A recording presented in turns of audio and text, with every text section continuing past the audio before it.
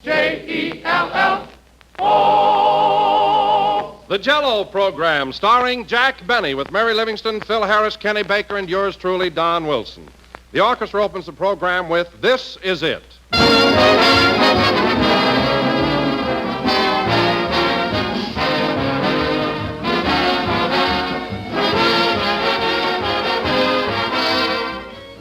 You know, it's always quite a compliment to say that somebody is a good mixer. Well, that's just what Jello is, for Jello combines perfectly with every sort of fresh and canned fruit, and that's a swell idea for right now to brighten up wintertime menus. Perhaps a game mold of orange Jello with canned apricots inside. Maybe rich red strawberry Jello combined with sliced fresh oranges. Or delicious cherry Jello arranged in shining layers with sliced bananas and canned cherries. There are dozens of combinations to choose from, and they're all grand. For Jello brings you that wonderful extra-rich fruit flavor, so tempting and good it rivals the taste of the real ripe fruit. And Jello's clear, glowing colors look so lovely with the fruits held shimmering inside. So give your family some of these delicious Jello combinations soon. But be sure to make them with genuine Jello if you want to enjoy Jello's extra-rich fruit flavor. Look for the big red letters on the box. They spell Jello.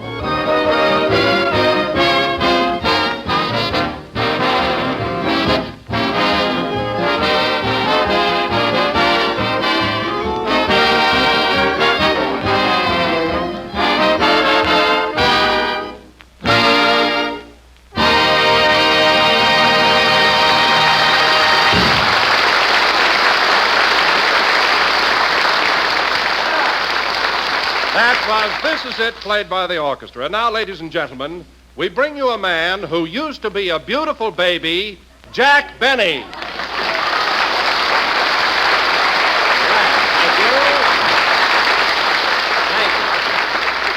Thank you. Jello again. This is Jack Benny talking. And, Don, I like that beautiful baby introduction. Was that just a lucky guess, or did you have authentic information? Well, Jack, when I was over to your house for dinner the other night, I took a peek at that old family album of yours. Oh, Don. And I must say you were a gorgeous infant. Were you really so good looking? Well, I don't want to sound foolish or anything like that, but for the first 17 months of my life, I was a length ahead of Robert Taylor.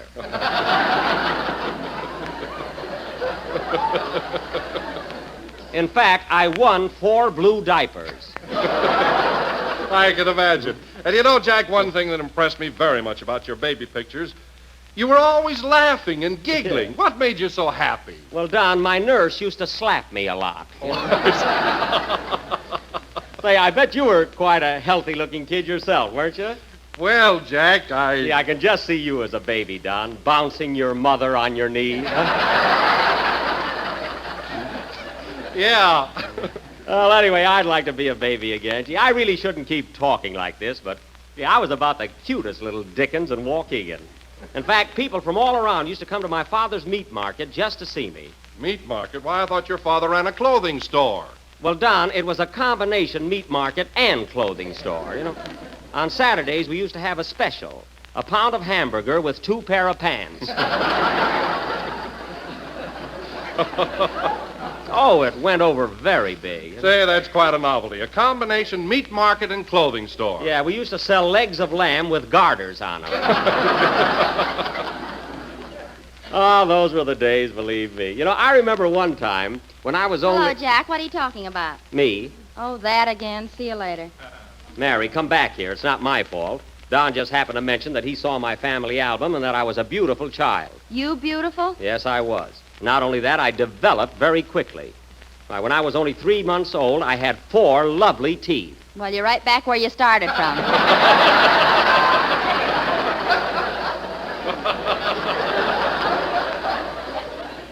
Now, listen, Mary, I have a full set of teeth right now. And with the exception of a little argument I had with a cab driver in Toledo, they're all my own. Go on. You've got more bridges than San Francisco. Oh, running down San Francisco, huh? That's the trouble with you Los Angeles girls. Jack, did I hear you say that you had an argument with a cab driver in Toledo? Yes, but of course that was years ago. What was the fight all about? Oh, nothing. He just happened to say something I didn't like, and he hit me.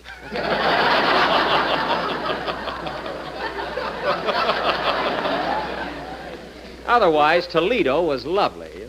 Say, Don, when you were looking through that album, did you see the picture of Jack's uncle on the big white horse? Yes, I did. That was my Uncle Beaumont. There. And did you see the tree in back with the rope dangling from it and that big crowd of men standing around? Mary, my uncle didn't steal that horse. That was just a scene from a Western movie he was making called The Code of the West. It wasn't a real hanging. What are you laughing at? Just the same. He never saw the preview. He did, too, and he was a fine actor. Say, Jack. Oh, hello, Kenny. I didn't see you. Oh, I was around here. I heard you telling everybody what a beautiful baby you were. Well, Don brought up the subject. I'd have never mentioned it. Have you got any cute baby pictures, Kenny? None where I'm facing the camera.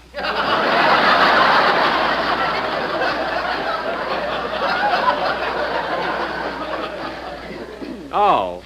You know, Jack, I wasn't a very pretty kid, but I was as smart as a whip. Smart. I'll bet you were. All right, you can laugh. Yeah. But when I was 12 years old, I recited the Gettysburg Address. At 12, what's clever about that? Could Lincoln do it?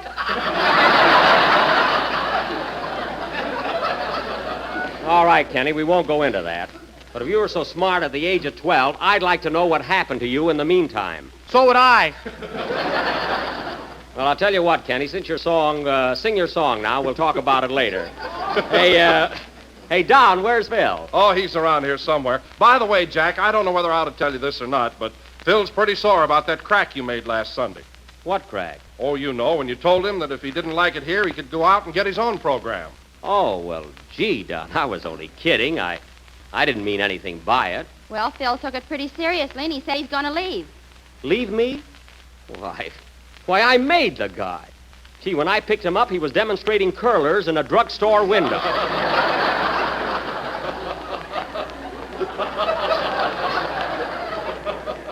Oh, I must talk to him. Sing, Kenny. Gee, people are so sensitive nowadays. You tell them to quit, and they quit. I can't understand it.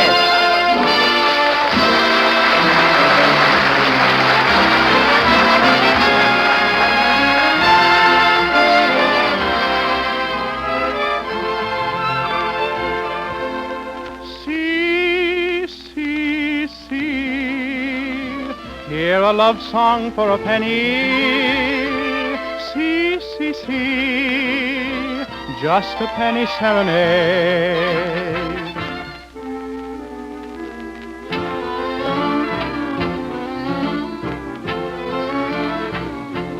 Once I strayed 'neath the window of a lovely, lovely lady, and she smiled while I softly played a penny serenade. In her eyes shone the tender dawn of love and sweet surrender. As for me, in my heart I played a lover's serenade.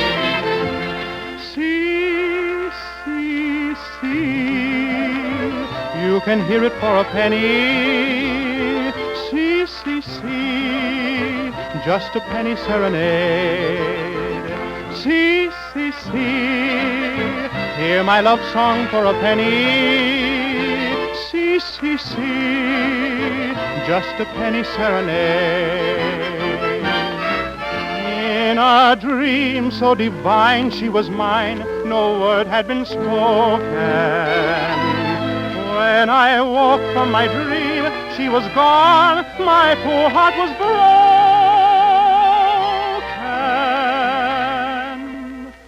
Still I pray that wherever she may be, she will remember in her heart. She will always hear my penny serenade. See, see, see,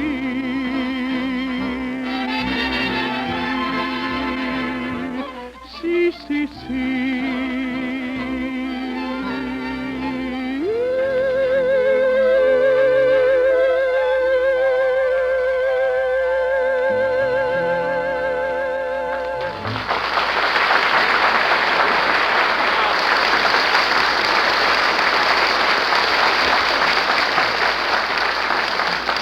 was Penny Serenade, sung by Kenny Baker, my favorite tenor.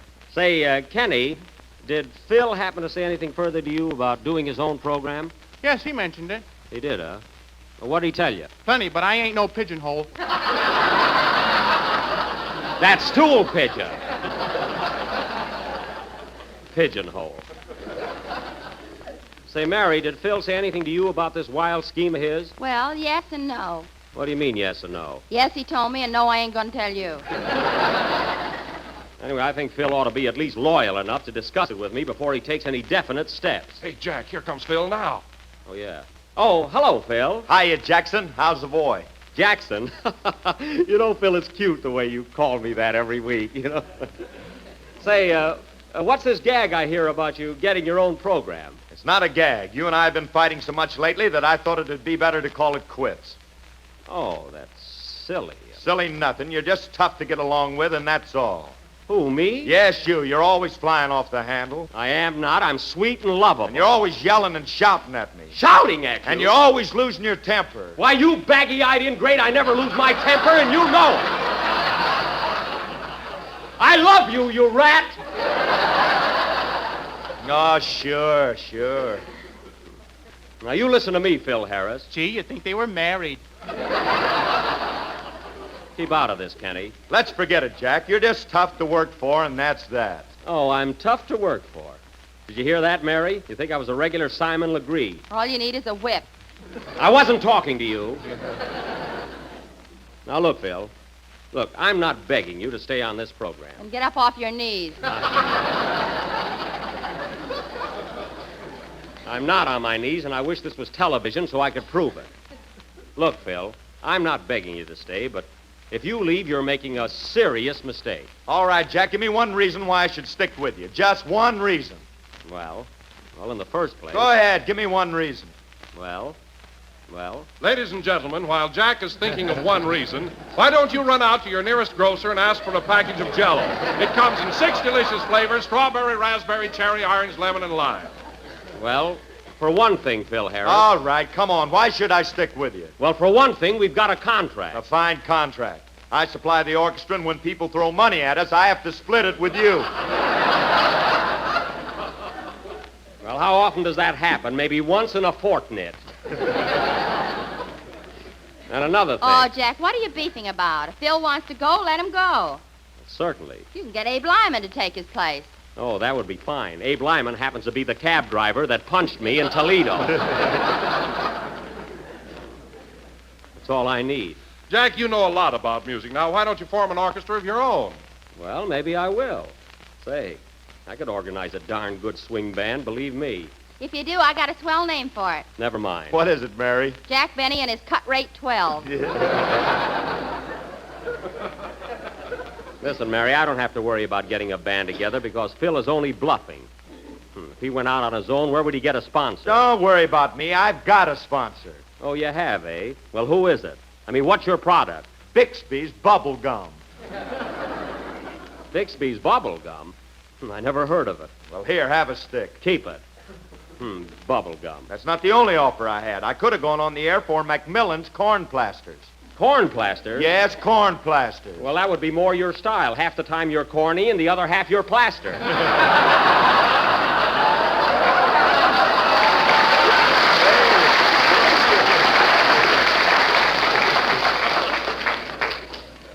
Anyway, if you're smart, Phil, you'd stay right here on the Jello program. And I'll try and make life a little easier for you. And now, ladies and gentlemen, pardon me, come in. Well, the mayor of Van Nuys. Hello, Andy. Hiya, Buck. Woohoo! Well, Andy, it's nice seeing you. You don't get around here as often as you used to. Well, Buck, by the time I get through with the farm and the city hall and my love life, I'm pretty busy. Love, huh? Oh, so you're going in for a little romance, eh, Andy? Little nothing, she weighs 300 pounds. 300 pounds? Why, you never told me about her before. Say, she ought to make a nice wife for Andy, huh, Mary? Yeah, he can hitch her to the plow. Well, Andy, Well, Andy, tell me, you going to get married? Well, that's the reason I came down here, Buck. I'd like to ask your advice. Well, Andy, as long as you want my advice, all I can say is, if you love the girl, go right ahead and propose to her. Well, I have, but every time I do, she just looks at me and giggles. Giggles? Pa thinks she's an idiot.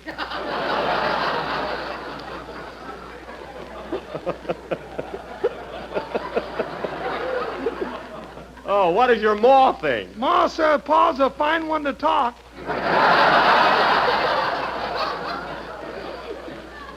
Well, Andy, don't pay any attention to them. Just follow your own heart. Say, is this girl from Van Nuys? Yeah, she's in business out there. She's a plumber. Oh, a lady plumber. Well, 300 pounds. Say, Andy, how do you manage to hold her on your lap? Well, my hired man sits alongside of me.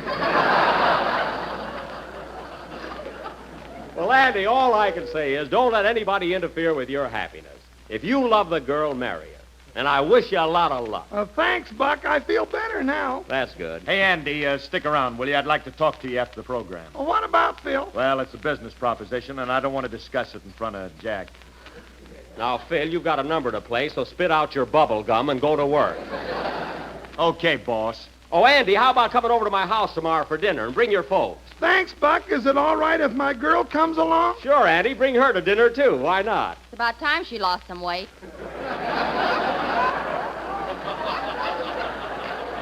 Quiet, Mary. I'm just trying to be nice. Play, Phil.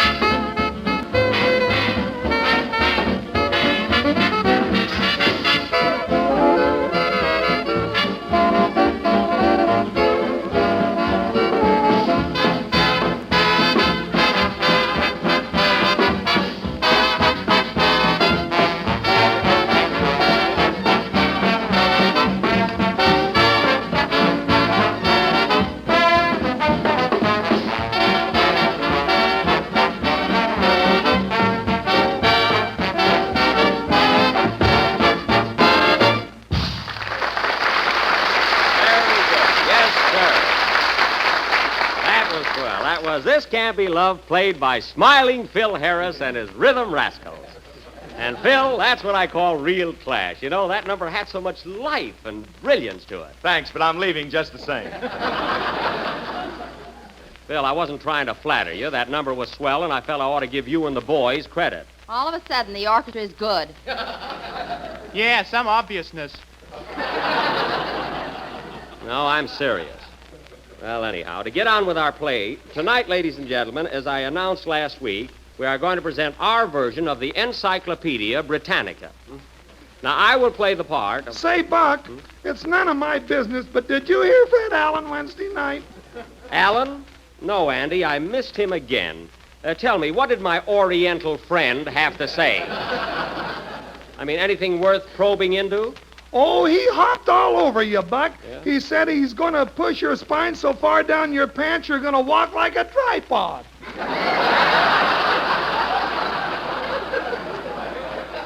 Ha, ha, and poof. No kidding, Jack. Fred make you look like a nickel. Listen, Mary, he couldn't make me look like a nickel if my father was a buffalo. He's nothing but a fake. Fake? Then how come he challenged you to a fight? That's a laugh. How can he fight? In the first place, he's terribly nearsighted. Nearsighted? Yes. I saw him at a party one night trying to make a date with a hall tree. I finally had to tell him that the umbrella stand was her little boy.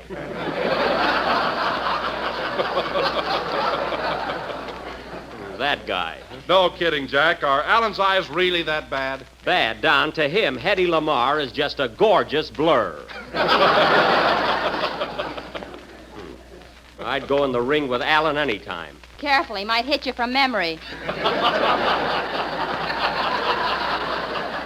Listen, Mary, he couldn't hit me if he put wheels on his wrist and they ran up to my nose on a track.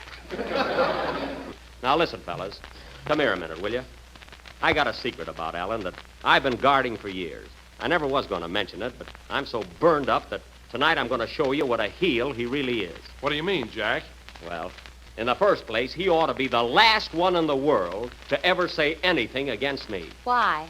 Well, because 12 years ago, when we were in vaudeville together, I saved Fred Allen's life. That's why. You saved his life. Yes. Now, let's forget it. I don't want to talk about it. Okay. Oh, no, you don't.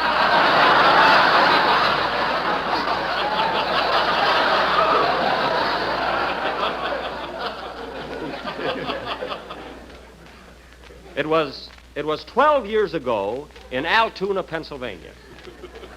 We were both on the same bill, Fred and I, at the Palace Theater. I'll never forget that night. Alan, who was then a juggler, was standing in the wings, waiting to go on. And I, the headliner, stopped to give him a word of encouragement. Hello, Freddie. Hello, Mr. Benny. Oh, you can call me Jack. What's the matter? You seem a little nervous tonight, Freddie. Well, gee, Mr. Benny, talking to a big star like you is quite a thrill for me. Oh, don't say that. Well, Freddie, Fink's mules are about through, so it's time for your act. So go out on the stage and juggle those clubs. Gee, I wish I was a great comedian like you. Well, why don't you try telling some gags while you're out there juggling? Oh, I can never think of anything clever to say. You see, folks? Well, keep plugging, Freddie. You might get there one of these days. They're ready for your act now. That was his theme song, folks. Chinatown. Get it? My first trick, ladies and gentlemen, will be juggling 3 Indian clubs at the same time. 3 clubs, some trick. There he goes, dropping him as usual. Darn it. We want Jack Benny. Yeah, bring on Benny. Altoona was one of my best towns, folks. Gee, Alan is nervous. And now for my next trick, ladies and gentlemen. I will juggle 3 Indian clubs and a cannonball at the same time. Cannonball? I never saw him do this one before. Say, that's pretty good. Oh! Good heavens! The cannonball dropped on Alan's foot. He's hurt badly. Ring down the curtain. Stand back, everybody. Give him air. What happened, mister? Can't you see he dropped a cannonball on his foot? Oh! Don't worry, Freddie. I'll take you to the hospital at once. And you're gonna be all right.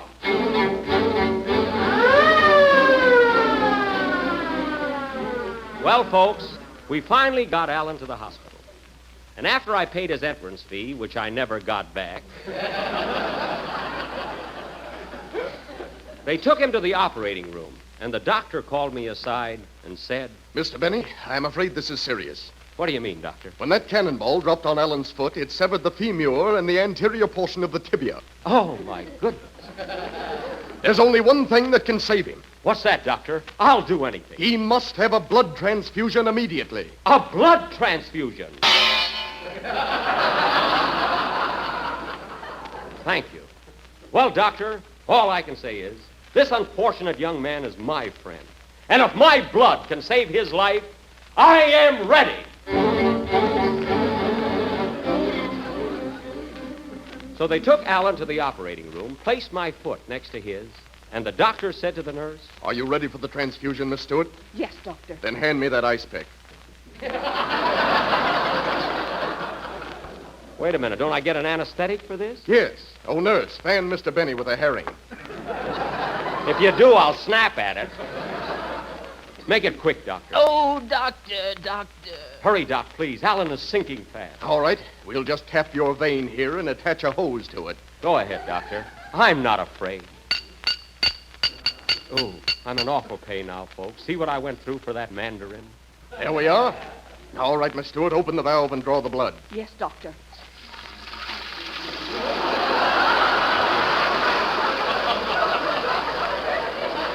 My goodness.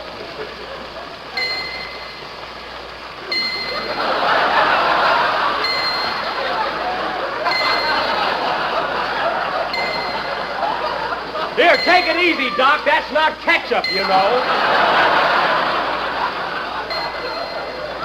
And don't forget to wipe my windshield. All right, Miss Stewart, that's enough. Enough? I look like a bottle of milk now.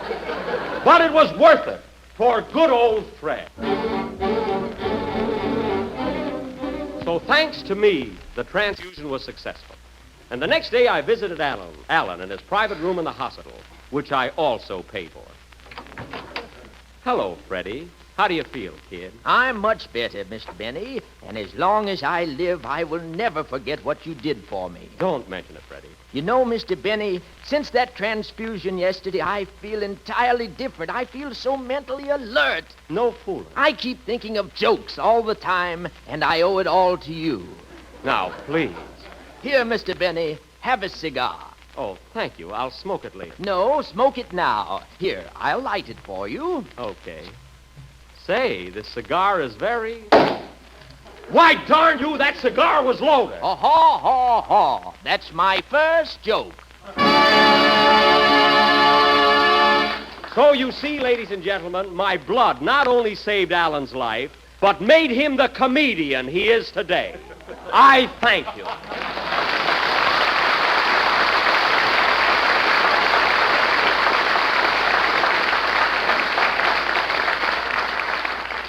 There you are, fellas. That little play shows what a heel Alan really is. Oh, Jack, I don't believe that big cannonball really fell on Alan Foote. Oh, you don't, eh? Well, for your information, young lady, he still buys his shoes from the same store as Donald Duck. Play, Phil. Ease, speed, and mouth-watering goodness combined in one delicious new dessert. You'll want to try it and try it soon. Jello chocolate pudding with that old-time homemade goodness. Yes, sir, it's every bit as good as the kind that Mother used to make. Rich, smooth as satin, and real chocolatey. Full-flavored and tempting with a grand appetizing color and a marvelous taste. For Jello chocolate pudding is made with the fine, wholesome ingredients, the kind you'd use yourself right in your own kitchen. You'll enjoy every creamy spoonful, and you'll enjoy the other two flavors just as much. Jello butterscotch pudding and Jello vanilla pudding. For all three new Jello puddings are smooth and rich-tasting and delicious. And all three are easy to make.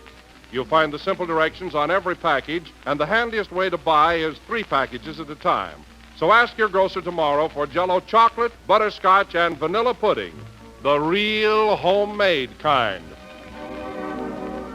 This is the last number of the 17th program in the new Jello series, and we will be with you again next Sunday night at the same time. And don't forget, folks, if you have not already done so, you can help fight infantile paralysis by joining the March of Dimes. You know, Mary, I hated to expose Fred Allen like that, but after all, what could I do? Well, I don't blame you. I'll tell you something else, Mary. I'm the kind of a guy that if Allen needed another transfusion, I'd be the first one to volunteer. Go on. You haven't any more blood than a piece of salt pork. Good night, folks.